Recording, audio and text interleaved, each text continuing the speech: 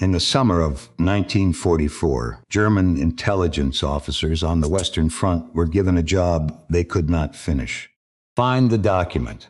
Find the manual, the school, the general, whoever it was who had taught the American soldier how to keep fighting after his officers were dead. Because something was happening in the hedgerows of Normandy that did not match anything in their files, and their files were the best in the world. They never found it. There was no document. There was a shoe salesman from Michigan. There were 18 men on a hill in Belgium. There was a farmer's joke about saw blades in a muddy field. The reason there was no document begins 16 months earlier with an American disaster in a mountain pass in Tunisia. February 1943. Kasserine Pass, Tunisia. It was cold. People forget that about North Africa. At night in the high passes, the temperature fell toward freezing, and American boys in summer uniforms lay shivering in shallow scrapes they had dug out of ground that was more rock than soil.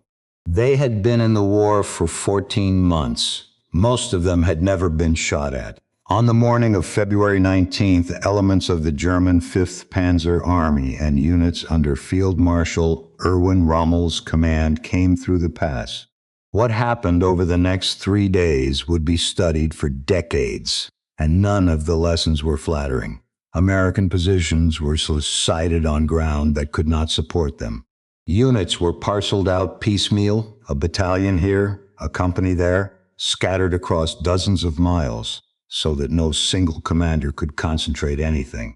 Communications ran through a corps headquarters dug so far to the rear that the commanding general, Major General Lloyd Fredendall, had engineers blasting an underground shelter into a ravine some 70 miles behind the front while his forward units were being overrun.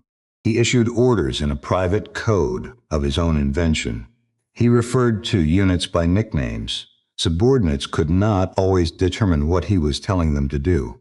The 1st Armored Division lost tanks in numbers that made staff officers stop counting and start estimating. Combat Command A, Combat Command C, names on an order of battle that after Kasserine meant something closer to a memory than a formation. American casualties across the battle ran into the thousands. More than 2,000 men were taken prisoner. Equipment losses were catastrophic and worse, largely abandoned rather than destroyed. The Germans walked through the pass, and then, having outrun their own fuel and having no strategic depth behind the punch, they stopped and pulled back. But they had seen what they came to see, and in the reports that went up through German channels in the weeks that followed, a picture assembled itself. The Americans had good equipment, enormous quantities of it, trucks that seemed to breed, artillery ammunition expended at rates that suggested a nation with no notion of scarcity. But the men were something else. Green, poorly led, slow to react, prone to panic when the situation departed from the plan. Officers who did not seem to know their trade. An army, one assessment suggested, of civilians in uniform. A commercial people playing at soldiering.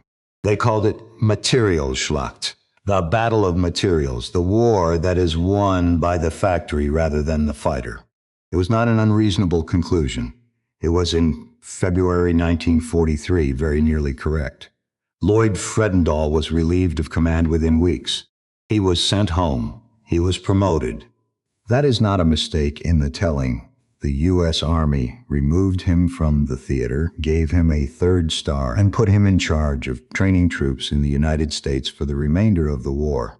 It was an ugly, expedient, unglamorous solution. And it says something true about the American army that a European army would have found difficult to imagine. The institution mattered more than the man's honor. Fix the problem. Move on. Do not stage a tragedy about it. His replacement was a corps commander named George S. Patton, Jr., who arrived and immediately began fining men for improper uniform. But the deeper repair was not happening in Tunisia at all. It was happening 7,000 kilometers away, in Georgia, in a set of clapboard buildings under Georgia pines where the United States Army was doing something to its own structure that no other army in the world would have permitted. Fort Benning, Georgia, spring 1943. The Chattahoochee River runs brown and slow along the western edge of the post. In spring, the air is thick before it has any right to be, and by 10 in the morning, the wool of a service uniform holds heat like a wet blanket. The pines stand in ranks. The red clay stains everything it touches, and it touches everything. Among the men marching between buildings that spring was a candidate named Raymond Zussman. He was in his mid-20s, a Jewish American from Hamtramck, Michigan, a small, dense city entirely surrounded by Detroit, packed with Polish immigrants and their children, where the church bells and the factory whistles argued with each other all day. And their children, where the church bells and the factory whistles argued with each other all day. His family had come out of Eastern Europe. His father worked. His mother kept the house. Raymond finished school in Detroit, and then, because it was 1936 and 1937 and 1938 and a job was a job, he went to work. He sold shoes. Understand what that means, because everything in this story turns on it. He knelt on a carpeted floor in the department stores and slid his hands into the heels of strangers' shoes. He talked to housewives about width. He learned the small commercial arts. Patience, reading a face, knowing when to stop talking. He carried stock. He counted inventory. He went home smelling of leather and floor polish. He was not an aristocrat. He was not the son of a soldier. He had no university degree. He had no family name that opened any door anywhere in the world. In the German army, in the army that had just walked through Kasserine Pass and drawn its conclusions, Raymond Zussman would have had no path. None. Not a difficult path, not a long path, no path at all. To hold a commission in the Wehrmacht, a man was expected to possess the Abitur, the secondary school leaving certificate that qualified a German for university. It was not a military qualification, it was a class qualification. It was the document that separated the educated bourgeoisie and the aristocracy from everyone else, and the German officer corps had been drawing its members from behind that document for generations. Beyond the certificate, there was the selection process, the regimental sponsorship, the evaluation boards, the assessment of a young man's bearing, his family, his suitability. The German officer corps did not merely recruit. It co-opted, it admitted. It decided in a manner much closer to a private club than a personnel system, who was of the kind. There were exceptions. Wartime pressure ground down the requirements. Men were commissioned from the ranks. The Kriegsschulen processed thousands, but the culture underneath did not move. A Feldwebel, a senior sergeant, might have 12 years in uniform and a chest full of hard experience from Poland and France and the East, and he would remain, in the architecture of that army, a different order of being from the 22-year-old lieutenant he was expected to advise. There was a wall. Everyone on both sides of it knew exactly where it stood. The Americans looked at that wall and did something with it that was less a decision than a shrug. They didn't have one. The program Raymond Zussman entered was called Officer Candidate School. The infantry school at Fort Benning had begun running it in July 1941, 5 months before Pearl Harbor. The first class was small. Within 2 years, the machine was enormous. The men who came out of it were called 90-day wonders. It was not a compliment. It was said by regulars with pre-war service, said by West Pointers, said with the particular contempt that professionals reserve for the hastily made. 90 days. You could not train a horse in 90 days. The course actually ran 17 weeks at Benning, 17 weeks to take a man who had been selling shoes or driving a truck or teaching 8th grade arithmetic or filing insurance claims, and hand him a gold bar and 40 human beings.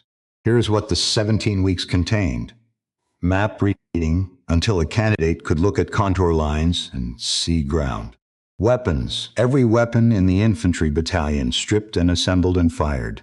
Marches, field problems. The 5-paragraph field order drilled until the structure of it lived in a man's mouth: situation, mission, execution, administration, command, and signal.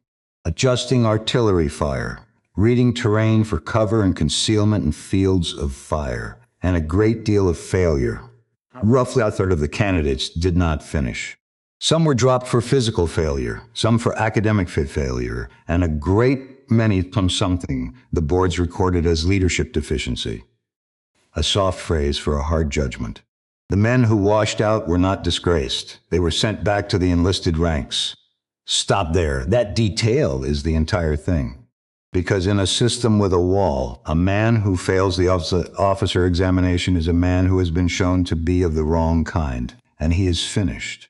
In a system without a wall, a man who washes out of OCS goes to a rifle company as a private or a corporal, carrying 17 weeks or 10 weeks or 5 weeks of officer training in his head. Multiply that.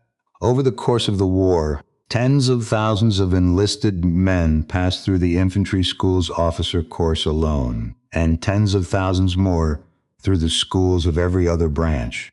Tens of thousands did not complete them. Those tens of thousands did not vanish. They went into squads, which meant that somewhere in an American rifle platoon in 1944, there was reasonably likely to be a sergeant who had spent 2 months at Benning learning to read a map exactly the way his lieutenant had learned it. A corporal who had been offered OCS and turned it down because he did not want to leave his friends. A private carrying a Browning automatic rifle who had scored higher on the Army General Classification tests than the officer commanding him and had simply not yet come up in the rotation. Knowledge did not sit in a stratum. It leaked, it moved sideways, it contaminated the ranks, and this was not in 1943 understood by anyone as a weapon. Nobody at Fort Benning stood in front of class and said, "Oh, we are building an army that cannot be decapitated."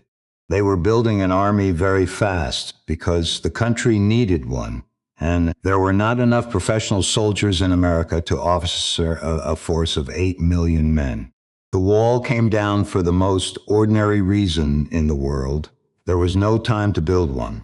Here is the first thing you should find strange. The doctrine of decentralized command, of telling a subordinate what result you want and then getting out of his way, was not an American invention. The Americans did not think of it. They did not name it. They had no philosophical tradition behind it. The Germans did. The Prussian and then German general staff had been developing the idea since the 19th century, since Scharnhorst and Moltke the Elder, since the recognition after Jena that an army of automatons could be beaten by an army of thinking men. It ran through their training literature. It shaped their Truppenführung Manual of 1933, a document of genuine intellectual quality that told commanders that the empty battlefield demands independent thought from every rank, that orders should state intent and leave method to the man on the spot. They had a concept for the character it required, Verantwortungsfreudigkeit, a joy in taking responsibility. They meant it. It was not decoration. It was, at its best, the reason a German battalion could lose its commander and continue to fight with intelligence rather than merely with courage. So the puzzle of this entire story is not that the Germans lacked a philosophy of decentralized initiative. It is that they had one, they had authored it, they had taught it to the world, and in 1944 they would stand in the hedgerows of Normandy watching an army that had never read a word of their theory practice it more thoroughly than they did. The reason is the wall. German mission command was real, and it was superb, and it lived almost entirely above a certain line. It was the property of the officer corps. The Truppenführung was written for commanders. The joy of responsibility was a quality the system cultivated in the men it had already selected as the kind of men who could carry it. Below the line, the assumption changed. The Unteroffizier executed. He executed with skill, with initiative within his task, with a tactical competence that American infantry would come to respect and fear. But the authority look at a dead plan and invent a new one to decide that the mission itself was now something different. That was an officer's function, and the system had spent his entire career teaching him precisely where he stood. The Germans built the theory of distributed command and then distributed it only to the top third of their own army. The Americans, who had no theory at all, had accidentally distributed the people. Here is the second thing you should find strange. In 1940, the United States Army changed the organization of the Infantry Rifle Squad. That is the whole event. It is a table of organization. It is a document that lists how many men are in a thing and what rank they hold, and the Army revises them constantly, and no one outside the personnel branch ever reads them. The old squad had 8 men and was led by a corporal. The new squad had 12 men. It was led by a sergeant, and underneath him, as assistant squad leader, it now carried a second man with authority, a corporal. 3 years later, in the summer of 1943, the Army would upgrade both positions, staff sergeant on top, sergeant beneath him. That is it. That is the change. 4 more men and a second name on the roster who could give an order. Nobody at the time described this as a revolution in military affairs. It was housekeeping. It came out of the broader reorganization of the infantry division, the shift from the enormous square division of the First World War to the leaner triangular division, 3 regiments of 3 battalions of 3 companies, built for movement and for firepower, delivered by radio to guns miles behind the line. The squad reorganization was a small item in a very large renovation. But look at what it created, because the men who signed it did not. A German rifle squad of the period ran about 10 men and was organized around the machine gun. The MG-34 and later the MG-42 was the weapon. The riflemen existed to carry its ammunition, protect its flanks, and get it forward to the next position from which it could kill. This was not primitive. It was extremely effective, and the volume of fire a German squad could produce was greater than anything an American squad could answer with. Leadership ran through the Gruppenführer. His deputy could take over. But the squad had 1 brain and 1 gun, and the 2 were the same thing. The American squad had no such centerpiece. It had a Browning automatic rifle, 1, and by the standards of a German MG-42 it was a pea shooter, and it had riflemen with semi-automatic M1 rifles, which meant that firepower was spread across all 12 men rather than concentrated in 1. Diffuse firepower. And now, after 1940, diffuse leadership. 2 men who could command where there had been 1. Doctrine would eventually formalize how those parts work together. A scout element forward, a base of fire element, a maneuver element, teams that could be run separately by separate men. But the structural fact came first in 1940 in a table nobody discussed. 2 leaders in every 12-man squad, which meant that when the senior man was hit, the transition was not a crisis. It was a Tuesday. The other one was already there. He already knew the ground because he had been standing on it. He already knew the men because they were his men too. 3 squads to a platoon. 6 non-commissioned officers per platoon, plus a platoon sergeant, plus a lieutenant. 9 men in a 40-man organization who had been trained to run it. Now kill the lieutenant. In an army with a wall, you have removed the organ that decides. In an army without one, you have removed one of 9. Raymond Zussman was commissioned a 2nd lieutenant in 1943. He was assigned to the 756th Tank Battalion, an armored unit, which is worth noting because the man had been an infantryman and would spend his war working in the seam where tanks and infantry have to cooperate or die. The 756th would go to the Mediterranean, would fight in Italy, and in August 1944 would come ashore in southern France in Operation Dragoon and drive north up the Rhone Valley into the cold country along the German frontier. Somewhere in eastern France in September of 1944, in a village called Norroy-le-Bourg, 2nd Lieutenant Raymond Zussman would walk out ahead of a Sherman tank on foot, alone with his platoon scattered and no one above him reachable by radio, and he would make a series of decisions entirely on his own authority that no shoe salesman had any business being able to make. 9 days after that, he would be dead. Hold on to him. In the spring of 1943, none of this was visible. What was visible was a very large army being assembled at enormous speed by a country that had, 24 months earlier, possessed a standing army that ranked somewhere below a dozen European nations most Americans could not find on a map. Camps rising out of clay and scrub. Trains full of young men who had never been more than 100 miles from where they were born. Instructors with pre-war service watching civilians attempt to become soldiers and find the sight discouraging. And on the other side of the world, in the passes of Tunisia, German officers filing reports that said, in the flat prose of professionals, that this new enemy was rich and clumsy and would not be difficult. They were right about the year they were writing in. They were about to be very wrong about the next one.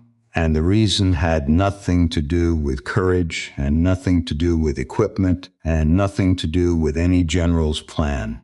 It had to do with a wall that one army had spent 200 years building, and that the other one had simply never gotten around to. June 6, 1944, Omaha Beach, 0630 hours. The tide was coming in. That is the detail that gets lost in the telling. Men speak of the machine guns and the mortars and the wire, and all of that was there. But the thing that killed a great many men on that beach was water, cold, gray, rising channel water that came up the sand at the speed of a man walking, so that a wounded soldier who lay down behind a beach obstacle at 6:30 was drowning by 7. The plan for Omaha was intricate. It was also, within 20 minutes, gone. The current ran east along the shore, and it carried the landing craft with it. Companies came ashore, hundreds of yards from where they were meant to be, in front of the wrong draws, mixed with units they had never trained beside. The tanks that were supposed to swim in and provide direct fire. 29 of them launched into the water off Omaha's eastern sector. Mostly did not arrive. 27 of those 29 sank. The naval bombardment had lifted. The bombers had dropped long into the fields behind the bluff, and the German positions on the high ground were intact. Those positions had been sighted by professionals, interlocking fields of fire, so that a gun which could not see you was covered by a gun that could. Mortars pre-registered on the waterline, and the men behind them had been given an instruction that was neither cruel nor unusual, but simply the accumulated wisdom of every army in Europe. Find the men who are in charge. Kill them first. They were very good at it. Officers were identifiable by the map case, by the postures, by the simple fact that a man who is directing others must move differently from a man who is being directed. Company A of the 116th Infantry, 29th Division, landed in front of the Wehrmacht draw and effectively ceased to exist inside of 10 minutes. Its casualties ran over 90%. Whole boat sections were destroyed before the ramps were fully down. By 8 o'clock, along a 4-mile beach, the American command structure existed on paper and nowhere else. Radios were flooded. Battalion commanders were dead, wounded, or unable to find their own companies. The men who were alive were pressed against a low seawall or lying in the shingle, a bank of loose stones the size of a fist that ran along the high-water mark, and the surviving officers were, in many places, simply gone. Every rule of war said what happened next. The body without the head does not advance. It waits. It waits for someone to come and tell it something. And German doctrine had 2 centuries of evidence behind it. What happened instead was small, unglamorous, and repeated 100 times along that beach. Warner Hamlet was a sergeant in Company F of the 116th Infantry Regiment. Company F came in near the Les Moulins draw. Hamlet came out of the water and up the sand with men falling around him, and he made it to the shingle. And what he found there was what everyone found there, a strip of stones 2 or 3 feet high that stopped the bullets if you lay flat and stopped nothing at all if you stood up. Behind him, water. Ahead of him, a bluff, and on that bluff, the guns. The thing to understand about that shingle bank is that it was the most reasonable place in the world to stay. Men had been shot at for the first time in their lives. Their friends were dead in the water 20 yards behind them. Their officers were unaccounted for. Nobody would ever have needed to explain why an American rifle company had stopped at the seawall on Omaha Beach. They went up anyway. Not all of them, not all at once, and not because of any single stirring moment. They went up in twos and fours, in mixed groups from 3 different companies who had never met, because somewhere in each of those groups was a man with stripes who had been trained to look at ground. Hamlet was one of them. He worked his way along the base of the bluff with the men nearest him. The formal chain of command that connected him to a captain, to a battalion, to a regiment, to a general on a ship offshore was severed at every link. He did not have permission. He did not have orders. He had terrain and a rough idea of where fire was coming from, and a handful of men who were willing. That is what the American penetration of Omaha Beach was made of. Not a plan, not a breakthrough. A series of individual decisions made at the level of sergeants and junior lieutenants to move up the draws and the goat paths between some of the strong points rather than at them.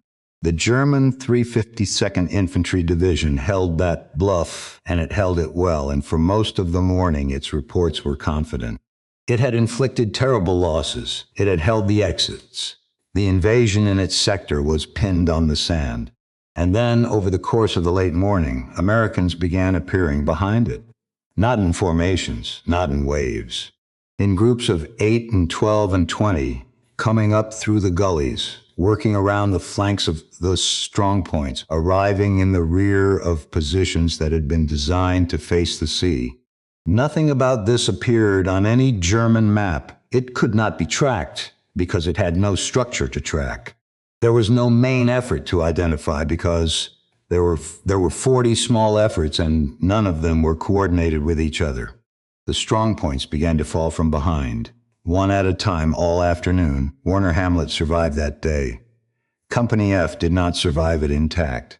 Few companies did. Hamlet would go on into Normandy with the 29th Division, and years afterward he would write down what he remembered in the plain and careful way that men of that generation wrote things down. And what comes through in it is not heroism. It is arithmetic. Men doing what was in front of them, because it was in front of them. That is the American Army at Omaha. Not a machine that functioned. A machine that had been built with so much redundancy in it that when nearly everything broke, the parts kept moving on their own. Then they got off the beach, and the ground killed them for 6 weeks. Nobody had planned for the bocage. That sentence should sit heavily with anyone who has ever planned anything, because the Allies had planned everything else. They had planned artificial harbors and fuel pipelines under the Channel and a fictional army group in southeast England to deceive a field marshal. They had photographs of every yard of the Norman coast, and they went ashore into a landscape that made all of it irrelevant. The bocage was farmland. It had been farmland since the Normans were Norsemen. Norman farmers divided their fields with banks of packed earth 3 to 6 feet high, and out of those banks grew hedges, hawthorn, blackthorn, brambles, small trees, with root systems that had been binding that soil for centuries. Each field was enclosed on all 4 sides. Each was perhaps the size of a football field, sometimes smaller. The sunken lanes between them ran below the level of the banks, so that a man walking down one was walking in a trench with walls of vegetation. From the air it looked like a quilt. From the ground it was a maze in which you could not see more than 100 yards in any direction, and in which every single field was a room, and every room had to be taken. The Germans understood this ground perfectly, and their tactics for it were simple and devastating. Put a machine gun in the corner of a field, firing diagonally along the hedge. Register a mortar on the gap where the Americans must enter. Put a man with a Panzerfaust where a tank must expose its belly. Because that was the other problem. A Sherman tank could not go through a hedgerow bank. It could climb it. And in climbing, a tank's nose rose into the air, and the thin armor of its underside came up like a hand raised in surrender. And at that moment, the anti-tank gun fired. American casualties in the bocage were brutal, and they fell heaviest on exactly the people this story is about. Rifle company officers and NCOs led from the front because in that terrain there was no other place to lead from. Lieutenants died in numbers that made battalion personnel officers stop keeping proper track. A rifle company that landed with 6 officers might have one at the end of the month. Squad leaders were being replaced weekly. By every prediction the German command could make, this was where the American attack would come apart. It did not. What happened in the bocage was not a plan. It was thousands of small experiments, run by frightened men, and the ones that killed you were not repeated. Squads tried going over the hedge and got shot coming down the far side. They tried going through the gaps and found the gaps registered by mortars. They tried following the tanks and watched the tanks burn. And then, in 100 separate fields, sergeants started assembling something that worked. A BR man putting fire into the base of the far hedge, not aiming at anyone, just keeping heads down for 45 seconds, while 2 riflemen crawled along the inside of the side hedge to the corner and threw grenades over. Tanks stopped trying to climb and started firing into the corners where the machine guns lived. Engineers blew gaps with explosive charges. Telephone wire was strung from the back of a tank to the infantry behind it, so the platoon sergeant could talk to the tank commander instead of hammering on the hull with a rifle butt. None of this came down from a headquarters. It came sideways, sergeant to sergeant, when units rotated off the line and men compared what had worked and who had died finding out. And then there was the hedge cutter. Curtis Grubb Coulon III was a sergeant in the 102nd Cavalry Reconnaissance Squadron. He was in his late 20s from New Jersey, and he was one of those men whose principal quality is that he could not leave a mechanical problem alone. The story that gets told is that Coulon looked at the hedgerows, looked at the German beach obstacles cluttering the shoreline behind him, angle iron, tons of it, the Belgian gates and steel tetrahedra the Wehrmacht had planted to tear the bottoms out of landing craft, and had an idea. Weld the German steel into tusks on the front of a Sherman, drive the tank at the hedgerow. The tusks bite into the base of the earthen bank and hold the nose down instead of letting it ride up. And the tank goes through the hedge rather than over it, carrying a lug of dirt and roots and thorn with it. It comes out southers, with its belly still put at the ground and its gun already looking at the enemy. It worked. They tested it, and it worked. And General Omar Bradley came to watch a demonstration. And by the time Operation Cobra broke out of the beachhead in late July, hundreds of Shermans carried some version of the device. The men called them Rhino tanks. Coulon received the Legion of Merit. He became briefly famous, the sergeant who solved Normandy with a welding torch. Newspapers back home ran it. It was exactly the kind of story a country at war wants to hear about itself. And here is the part that almost nobody tells. Coulon said it wasn't his idea. He said it had come out of a conversation in which a soldier, a man he identified as a Tennessee farmer named Roberts, had said, more or less as a joke, that what they needed was saw teeth on the front of the tanks to cut through those hedges. Everyone laughed. Coulon didn't when built it. He told people this. He said it in interviews. He kept trying to hand the credit back, and the machinery of publicity kept handing it to him, because a war needs names, and a farmer's offhand remark in a muddy field is not a name. Sit with that a moment, because it is the truest thing in this entire story. A private made a joke about saw blades in a muddy field, and a sergeant took him seriously, and 8 weeks later, hundreds of tanks were built that way. There was no document, there was no author, there was no one to credit and no one to blame. Now, the harder truth, and this is the part that separates history from advertising. There is a comfortable version of this story in which American initiative was designed, in which far-sighted men at Fort Benning in 1941 deliberately built a decentralized army that would thrive when its leaders fell. It is not true, and the men who lived it would be the first to say so. A great deal of the initiative shown by American sergeants in Normandy was not the fruit of good design. It was a response to a system that was failing them badly. The failure had a name, an individual replacement system. Here is how it worked. When a rifle company lost companies lost men at a rate that consumes a division's entire infantry strength in a matter of months. Those men were not replaced by rotating the unit out of the line and rebuilding it. They were replaced one at a time. A soldier came up from a replacement depot alone. He arrived at night, often because movement in daylight got people killed. He was handed to a squad of strangers who were exhausted and grieving and had no interest in learning his name, because the last 4 men in that position had lasted 9 days between them. The men called the depots Reppeldepels, and they hated them with a purity of feeling that survived into their 80s. The consequences were exactly what you would expect.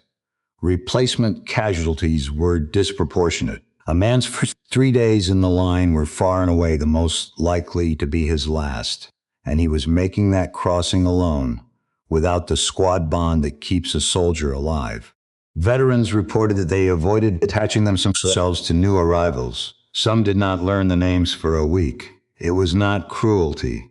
It was a form of self-protection, and everyone understood it. Now put those two things together. An American squad in the Bokakij in July 1944 might be a staff sergeant who had been a corporal a month ago, 1 veteran, and 9 men who had arrived within the past fortnight and did not know each other. There was no continuity of unit. There was no lieutenant, frequently. There was no plan that had survived contact with the field they were standing in. So the sergeant improvised, not because he had been philosophically prepared to, because there was no one else, and the alternative was to sit in a sunken lane and be killed by mortars. American bottom-up initiative was real. It won ground. But a substantial part of it was scar tissue, the body compensating for an injury the institution had inflicted on itself. The U.S. Army knew the replacement system was bad. It went on running it because it had built its manpower policy around a fixed number of divisions, and the war would not wait for a better answer. The German command, looking for a doctrine, was partly looking at a wound. And if you want the proof that American adaptability was not magic, that it was a set of behaviors that worked in some conditions and failed catastrophically in others, you do not have to look far. You have to cross the entire width of France and move forward about 3 months into a stand of pine trees on the German border. The Hürtgen forest. It is roughly 50 square miles of steep ridges and deep gorges southeast of Aachen, planted with conifers grown in close ranks so that the ground beneath them is dark at midday. From September 1944 into February 1945, American divisions went into it one after another. The 9th, the 28th, the 4th, the 1st, the 8th, the 83rd, others. They went in, they were ruined, and they were replaced. Every advantage the American Army possessed was canceled inside those trees. Air power. Useless under a canopy you cannot see through. Artillery, worse than useless, because shells detonating in the treetops sent splintered wood and steel downward into foxholes, so that the safest thing a man could do under fire was stand up and press himself against a trunk, against every instinct he owned. Tanks confined to a handful of fire breaks and muddy logging tracks that the Germans had mined and registered. Maneuver. Impossible. There was no flank. There was only forward into prepared positions, again and again. Casualty estimates for the Hürtgen were run somewhere between 24 and 33,000 American casualties, depending on how the battle is bounded. The 28th Infantry Division, in a matter of a few weeks around Schmidt, lost over 6,000 men. Men lost their minds in there. Combat exhaustion casualties ran enormous. Units disintegrated not through some failure of courage, but through simple attrition of everyone who knew anything. And the sergeants, the same sergeants from the same army, with the same training and the same instincts that had gotten men off Omaha beach and through the hedgerows, could not fix it. Initiative at the squad level cannot solve a problem that is generated 4 levels above it. No amount of small unit brilliance compensates for a campaign fought in the wrong place for reasons that were never entirely clear, even to the men who ordered it. American commanders kept feeding divisions into the forest for months. Remember the Hürtgen whenever anyone tells you that the American way of war was the initiative of the man in the foxhole. That man was in the Hürtgen too. He was as brave and as inventive as he had been in Normandy. He died in that forest by the thousands, and the line barely moved. The Germans spent 6 months trying to understand what they were fighting. They wrote reports. They questioned prisoners. And in December, they were going to get one more look, under conditions worse than anything either army had imagined. On the 16th of December, in the dark, in the snow, along an 80-mile front in the Ardennes, 1,600 German guns were going to open fire on a sector the Americans had deliberately left thin. And in a foxhole on a hill above a Belgian village, 18 men were going to wake up. December 16th, 1944. 0530 hours. The Ardennes. The barrage came out of the dark like the end of the world. 1,600 guns along an 80-mile front, and the men underneath them had gone to sleep in what everyone agreed was the quietest sector on the Western Front, the place you sent a division to recover, or a division that had never foreseen anything, so it could learn slowly. Green troops and tired troops, thinly spread across ground, the Allied command had decided did not matter. Above the village of Lanzerath, on a wooded hill overlooking the road, was a hole in the ground with 18 men in it. They were the intelligence and reconnaissance platoon of the 304th Infantry Regiment, 99th Infantry Division. Their job was to go out, look at things, and come back. They were not assault infantry. They were not meant to hold ground. Their commander was First Lieutenant Lyle Book, Jr. He was 20 years old. Not 20 in the way people round numbers. 20. He had lied about his age to get into the Missouri National Guard at 14, had been federalized, had gone through officer candidate school, and was said by men who kept track of such things to be the youngest officer of his rank in the Army. The men he commanded were mostly older than he was, some by a decade. They had spent the previous days digging. Not because anyone told them a German offensive was coming, nobody believed one was, but because Book's platoon had been sent forward to plug a gap on the division's flank, and because when you are 20 years old and responsible for 18 men, you dig. They dug deep, they roofed the holes with logs. They cut fields of fire down the slope toward the road. When the barrage lifted, they were still alive, which by itself distinguished them from a great many Americans that morning. And then they watched the road below fill with German paratroopers, the 9th Fallschirmjäger Regiment, part of the force clearing the way for the armored spearhead behind them.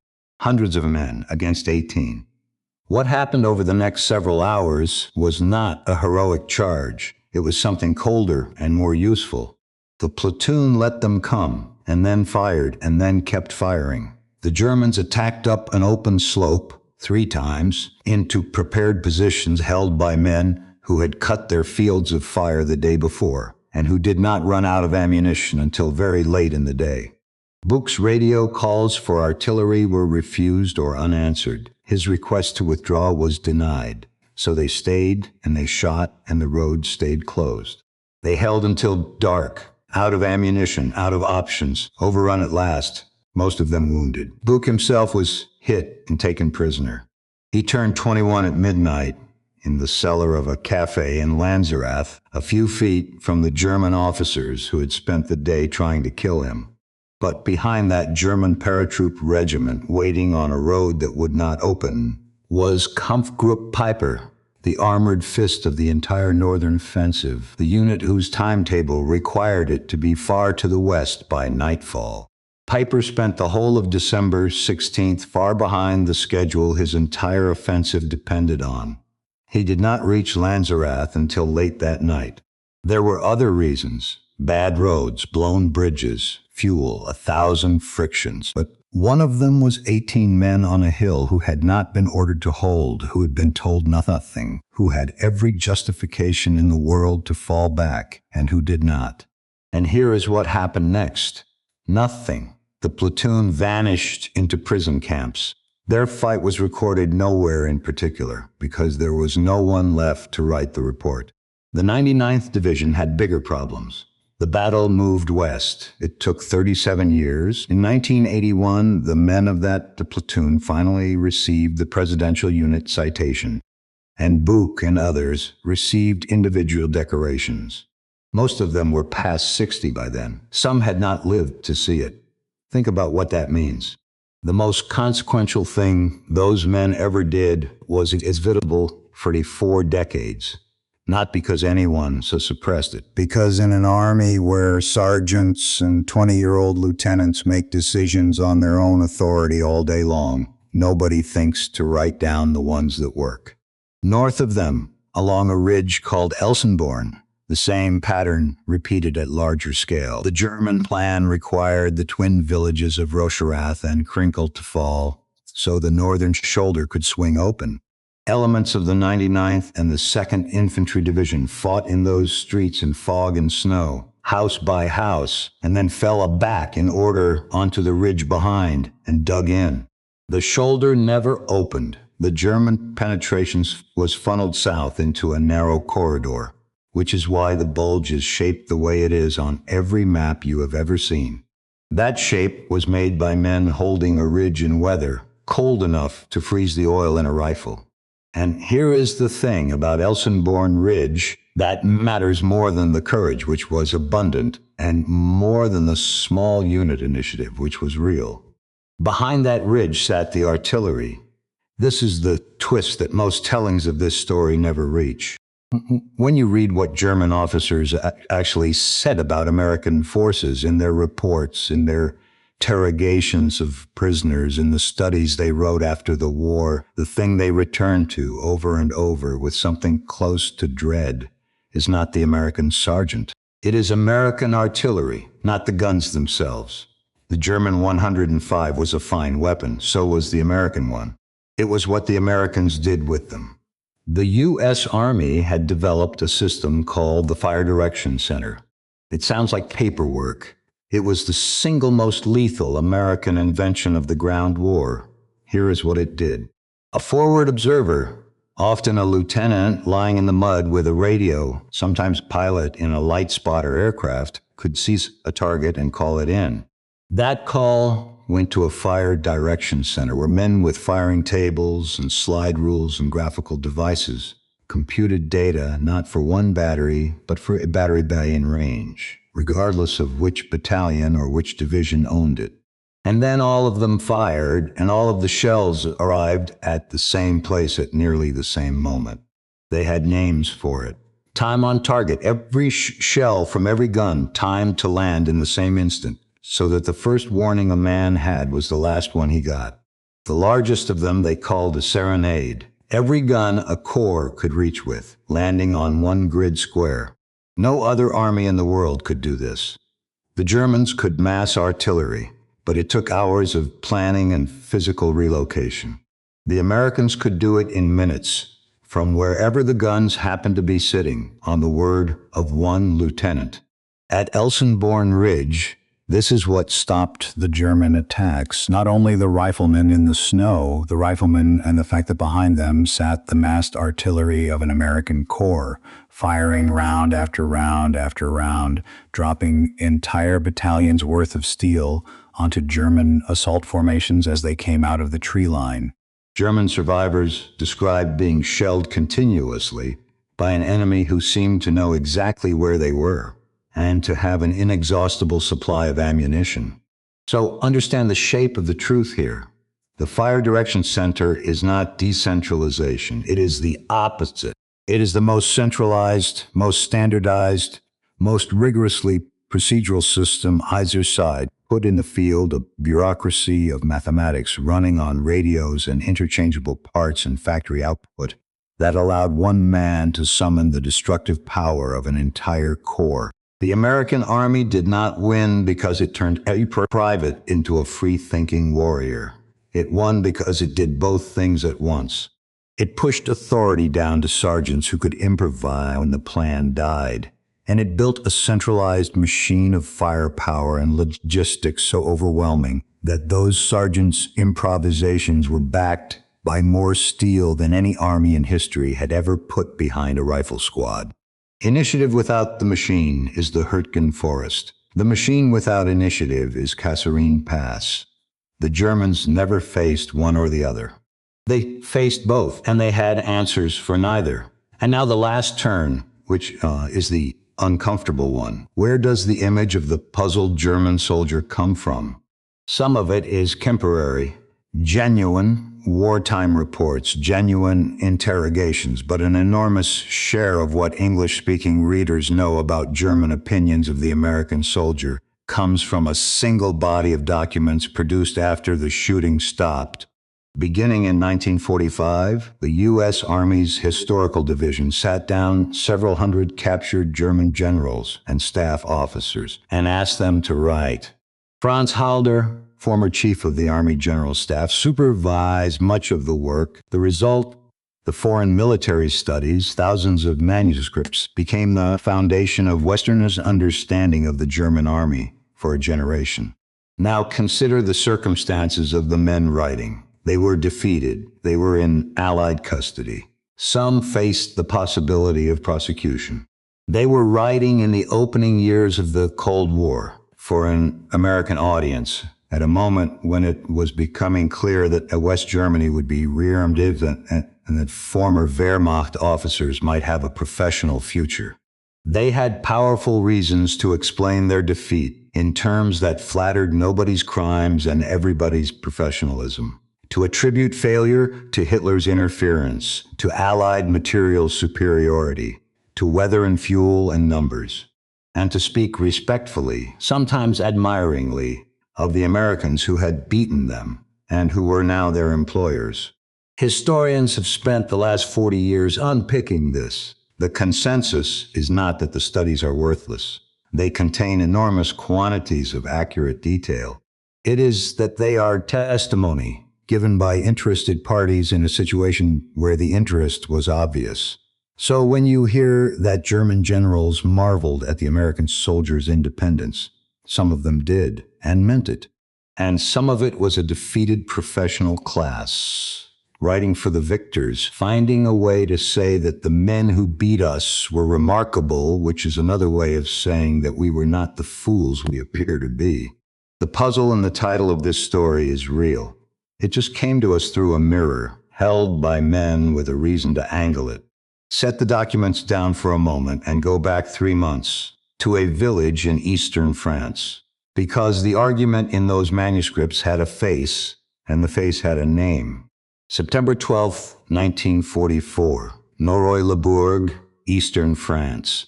Second Lieutenant Raymond Zussman, 27 years old, formerly a shoe salesman in Hamtramck, Michigan, was advancing on a village with 2 Sherman tanks and a platoon of infantry. One of the tanks bogged down. His infantry got separated. The radio was not working. So Zussman went forward on foot, alone, ahead of the remaining tank, walking upright in the open to find the German positions himself and then coming back to point them out to the tank commander because there was no other way to do it and because there was nobody above him to ask. He did this repeatedly for something like 2 hours through that village he was shot at. He kept going back out. Between the tank's fire and his own carbine, the German defense of Norroy-le-Bourg came apart, and by the end of the afternoon he had killed a number of enemy soldiers and taken more than 90 prisoners. He was awarded the Medal of Honor. He never knew it. 9 days later, on September 21st, 1944, a German sniper killed him. The citation was awarded posthumously. He never saw it, and neither did his mother, who received it in his place. His body came home to Michigan. There is a temptation to make him a symbol, and I want to resist it, because he was a man and not an argument. But the plain facts of his life are the plain facts of this story. 2 years before Noroi-Leborg, he was kneeling on a carpet fitting shoes onto strangers. In the army that killed him, he would never have been permitted to hold a commission, not for lack of ability, but because his father was not the right sort of man, and he had not attended the right sort of school. The United States Army looked at Raymond Zussman and saw an officer for the entirely unromantic reason that it needed 100,000 of them and had run out of gentlemen. So why were German soldiers puzzled? Not because Americans fought better without officers. They did not. American units that lost their leaders suffered and bled and sometimes broke, and the Hürtgen forest is the monument to that fact. They were puzzled because they were looking for a doctrine that did not exist. They were looking for the German answer, a manual, a school, a general with a theory, and what they were actually facing was an accident. A country that took a ground force of under 200,000 men and grew it past 8 million in 4 years. A country that had no aristocratic officer, cast to protect, that put 2 men with authority in every squad for administrative reasons, that ran enlisted men through officer school by the tens of thousands and returned the failures to the ranks with an officer's education in their heads. And behind all of it, a factory. And behind the factory, a mathematics of massed fire that could put a corps of artillery on one hillside in 4 minutes. They were looking for a philosophy. It was a shoe salesman with a gold bar, an 18-man platoon, on a hill nobody had named, a farmer's joke about saw blades, and more steel than the world had ever seen. That is not a story about supermen. It is a story about ordinary people, most of whom did not want to be there, who were handed an enormous amount of responsibility because there was no one else to hand it to, and who mostly did not fail. Most of them came home and said very little about it. They worked, they raised children, they let the medals sit in a drawer. And when their sons asked, decades later, what it had been like, a great many of them said some version of the same thing, that they had done what the man next to them needed doing. That is not modesty. That is the whole answer.